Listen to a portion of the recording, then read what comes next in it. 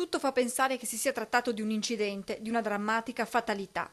Walter Busato, 68 anni, di Treviso, sarebbe scivolato in acqua e poi annegato. Stando alle prime ipotesi dei carabinieri che si stanno occupando delle indagini, l'uomo sarebbe morto così. Resta però il mistero su quando Busato sarebbe caduto in acqua. Potrebbero essere trascorse solo poche ore o addirittura un giorno prima che il corpo venisse visto riaffiorare dalle acque del Cagnano in zona pescheria. Ad accorgersi del cadavere un tecnico che ha subito dato l'allarme. Sul posto, oltre ai militari dell'Arma e al SUEM, i vigili del fuoco che hanno liberato e recuperato il corpo sotto lo sguardo scioccato dei passanti. Il magistrato di turno al momento ha disposto una ricognizione esterna sul cadavere che da un primo esame non presenterebbe segni di violenza.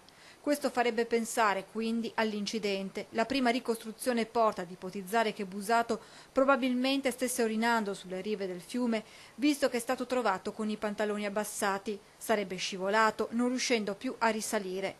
Ma il 68enne potrebbe anche essere stato colto da malore e svestito dalla corrente, particolarmente intensa a causa del maltempo delle ultime ore.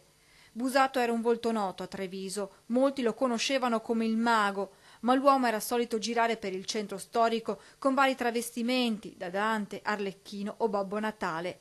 Residente a Santabona, preferiva una vita libera, spesso in strada, finita in modo drammatico nelle acque del Cagnan.